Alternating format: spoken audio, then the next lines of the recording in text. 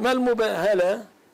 المباهلة هي الملاعنة، ودليلها في كتاب الله: إن مثل عيسى عند الله كمثل آدم خلقه من تراب ثم قال له كن فيكون، الحق من ربك فلا تكن من الممترين، فمن حاجك فيه من بعد ما جاءك من العلم فقل تعالوا ندعو أبناءنا وأبناءكم ونساءنا ونساءكم وأنفسنا وأنفسكم ثم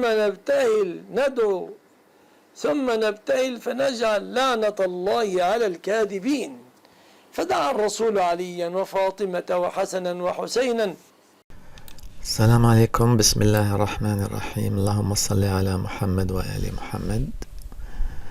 Je voulais parler des vertus de l'imam Ali alayhi salam le plus court possible, sachant que les livres sunnites contiennent des centaines de narrations prophétiques authentiques qui parlent des vertus de l'imam Ali alayhi salam. Mais il est quasiment impossible de faire beaucoup de vidéos. C'est pourquoi j'ai choisi un seul verset coranique qui résume toutes les vertus de l'imam Ali alayhi salam. Sachant que, et je parle ici en termes de quantité, dans vos livres sunnites, si vous rassemblez toutes les vertus citées de Abu Bakr, Omar, Othman, vraiment les trois grands sahaba, ça n'arrive même pas, ou ça n'atteint même pas le 1/10 des vertus de l'imam Ali alayhi salam citées également dans vos livres. Mais malgré ça, vous préférez Abu Bakr, Omar et Othman plutôt que Ali alayhi salam. Vous les préférez, pourquoi? Parce que tout simplement, le premier était le premier calife, le deuxième était le deuxième calife, le troisième était le troisième calife, donc par ordre, malheureusement. Alors ici on est dans Sourate Al-Imran, verset 61. فمن حاجك فيه بسم الله الرحمن الرحيم فمن حاجك فيه من بعد ما جاءك من العلم فقل تعالوا ندعو أبناءنا وأبناءكم ونساءنا ونساءكم وأنفسنا وأنفسكم ثم نبتهل فنجعل لعنة الله على الكاذبين. La traduction en français: à ceux qui disputeront avec toi à son sujet, après ce que tu en as appris, tu diras: allons appeler nos fils et les vôtres, nos femmes et les vôtres, nous-mêmes et vous-mêmes, puis prions pour que la malédiction d'Allah tombe sur les menteurs. Donc le mubahala, c'est faire tomber la malédiction de Allah subhanahu wa ta'ala sur celui qui ment, tout simplement.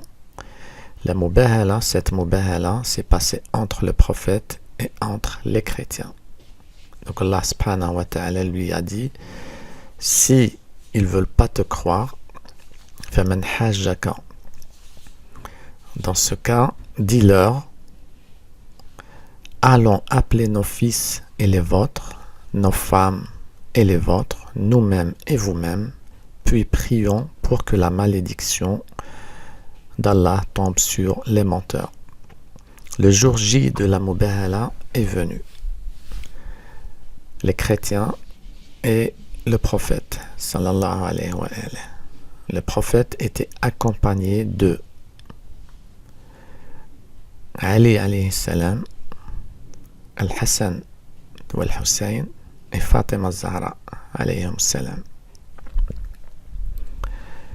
afin de concrétiser sur le terrain le sens du verset: nos fils et les vôtres, nos femmes et les vôtres, nous-mêmes et vous-mêmes. Le prophète on le sait tous, il n'agit pas par passion. Il n'a pas emmené avec lui Al-Hassan, ou Al-Hussein, ou Fatima, ou Ali, parce que ils font partie de sa famille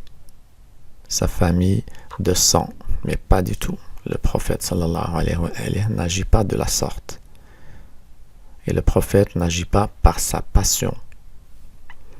C'est Allah subhanahu wa ta'ala qui a ordonné le prophète d'emmener le Hassan ou le Hussein, Fatima Zahra et Ali alayhi salam. Cela veut dire que nos enfants, il parle de Hassan ou Hussein, nos femmes, le verset parle de Fatima Zahra alayhi salam. Après, on va parler de Ali. Que représente Ali dans le verset? Pourquoi le prophète? Autrement dit, pourquoi Allah subhanahu wa ta'ala n'a pas demandé, n'a pas ordonné le prophète de prendre, par exemple, Aïcha au lieu de Fatima Zahra? Le verset dit nos femmes et vos femmes. Mais Allah subhanahu wa ta'ala l'a ordonné de prendre Fatima Zahra afin que nous sachions la valeur et le statut de Fatima Zahra alayhi salam. Il n'a pris ni Aïcha ni aucune autre femme. Il a pris Fatima Zahra alayhi salam. Il a pris également Al-Hassan ou Al-Hussein. Et tout le monde sait que Al-Hassan ou Al-Hussein, Sayyida Shabab Ahli Jannah, les maîtres du paradis. Maintenant, Ali alayhi salam. Ali alayhi salam, c'est nous-mêmes. Nous-mêmes. Anfusana wa anfusakum. Anfusana, cela veut dire que Ali alayhi salam, huwa nafs al-Rasoul sallallahu alayhi wa alayhi. Nafsuh, nous-mêmes. Ali huwa nafs al-Nabi sallallahu alayhi wa alayhi. C'est le verset coranique qui le dit. Si le prophète n'avait pas pris Ali alayhi salam, on aurait dit que Anfusana, ça veut dire moi-même, le prophète et vous-même. Le prophète sallallahu alayhi wa alayhi a pris Ali alayhi salam afin de concrétiser cette petite phrase sur le terrain. Allah subhanahu wa ta'ala dans ce verset coranique veut tout simplement nous dire que Ali alayhi salam huwa nafs al-Nabi, lui-même, nafs al-Nabi, nous-mêmes et vous-même. Le prophète a pris Ali alayhi salam. Conclusion, si vous voulez avoir une idée sur les vertus de l'imam Ali alayhi salam, il faudra tout simplement que vous preniez connaissance des vertus du prophète sallallahu alayhi wa alayhi. Les mêmes vertus du prophète sallallahu alayhi wa alayhi sont les vertus de l'imam Ali alayhi salam selon ce verset coranique. Attention, je ne parle pas de statut. Je parle de vertu. Le statut, il est clair. Muhammad sallallahu alayhi wa alayhi, c'est le prophète. Khatam al-Anbiya est le dernier prophète. Sans aucun doute, c'est le prophète. Mais Ali alayhi salam n'est pas un prophète.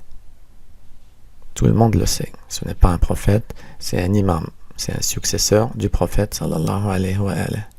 Ali alayhi salam a les mêmes vertus que le prophète sallallahu alayhi wa alayhi.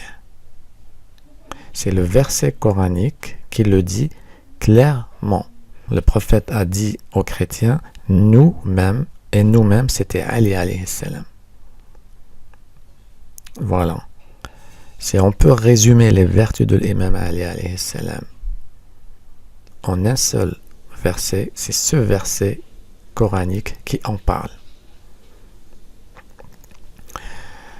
Après cela, vous avez choisi Abu Bakr, Othman et Omar. Et vous le répétez souvent. Qui sont les meilleurs sahaba? C'est Abu Bakr, par classement. Abu Bakr, Omar, Othman, puis Ali.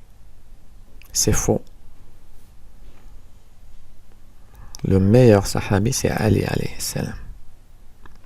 sans aucun doute. Ça, c'est un verset coranique qui en parle. فدعا الرسول عليا وفاطمة وحسنا وحسينا